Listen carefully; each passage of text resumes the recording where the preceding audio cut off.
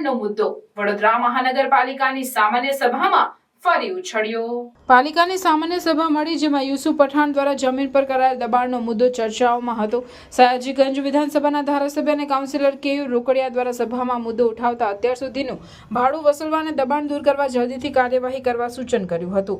તેમણે જણાવ્યું કે 2012માં જમીનની માંગણી યુસુફ પઠાણ દ્વારા કરવામાં આવી હતી। 2012માં જ વેલ્યુએશન કરવામાં આવ્યું। 2014માં સરકારે અને નામંજૂર કર્યું હતું, જેથી 2014ના 8મા મહિનામાં જ કોર્પોરેશનના માધ્યમથી યુસુફ પઠાણે આ પ્લોટ રદ કરેલ છે તેવું જણાવેલ હતું। જે બાદ પણ આ પ્લોટનો એક પણ રૂપિયો યુસુફ પઠાણ દ્વારા પાલિકામાં આજ સુધી ભરવામાં આવ્યો નથી, જે બાબતની જાણ પાલિકાના ધ્યાનમાં આવતા 2024ના રોજ તેઓને નોટિસ આપવામાં આવી છે। જે બાદ ચોરી ઉપરથી સીનાજોરીની જેમ યુસુફ પઠાણના આ જમીન મુદ્દો કોર્ટમાં ગયા છે। ત્યારે જે પ્લોટના એક પણ રૂપિયો આજ સુધી જમા ન કરાવ્યો હોય તે જમીન સામે તે કેવી રીતે દાવો કરી શકે, જેથી 10 વર્ષથી આજે દબાણ કર્યું તેનું ભાડું વસૂલ કરવું જોઈએ અને કોર્ટની પરિસ્થિતિનું અવલોકન કરે ત્યારબાદ તાત્કાલિક દબાણ દૂર કરવું જોઈએ।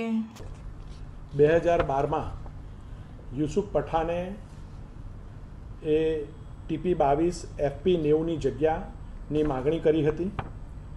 2012માં જ તેનું વેલ્યુએશન 57,270 રૂપિયા પ્રતિ ચોરસ મીટર કોર્પોરેશને ઠરાવ્યું હતું। સ્થાયીમાં પૈસા ભરીને એને મંજૂરી આપવામાં આવી હતી કે પૈસા ભરે તો અમે પ્લોટ આપવા તૈયાર છીએ। સામાન્ય સભામાં પણ પૈસા ભરવાની શરતે મંજૂરી આપવામાં આવી હતી। રાજ્ય સરકાર પાસે 2013માં, કારણ કે આ પ્લોટ ખાસ કિસ્સાની અંદર ડાયરેક્ટ ફળવાતો હોય, કોઈપણ પ્રકારની હરાજી વગર ફરવાતો હોય, સરકારની મંજૂરીમાં મૂકવામાં આવ્યો હતો। 2014માં સરકારે આ પ્લોટની મંજૂરી આપી ન હતી, નામંજૂર કરવામાં આવ્યો હતો અને 8મા મહિનામાં 2014માં યુસુફ પઠાણને કોર્પોરેશનના માધ્યમથી પત્ર પાઠવીને આ પ્લોટની ફાળવણી રાજ્ય સરકારે રદ કરી છે અથવા મંજૂર કરી નથી એવું પણ જણાવી દેવામાં આવ્યું હતું। યુસુફ પઠાણે એક પણ રૂપિયો આ પ્લોટ પેટેનો આજ દિન સુધી ભર્યો નહોતો।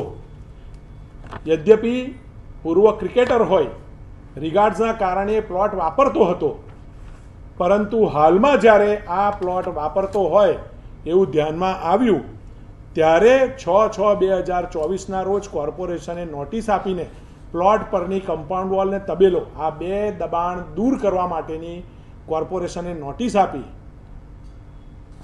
આ તો ચોરી ઉપર છે સીના ચોરી, અને એ ભાઈ કોર્ટમાં ગયા અને કોર્ટમાં જઈને આ પ્લોટ પર રાજ્ય સરકાર કેવી રીતે ના મંજૂર કરી શકે? ભાઈ તે પૈસા ભર્યા છે?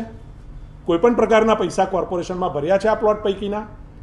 અને આ પ્લોટનો દાવો કરે છે અને કોર્ટમાં એવી રજૂઆત કરે છે કે હું TMCનો મેમ્બર ઓફ પાર્લામેન્ટ બન્યો એટલા માટે મારી જોડે ખોટું વર્તન કરી રહ્યા છે।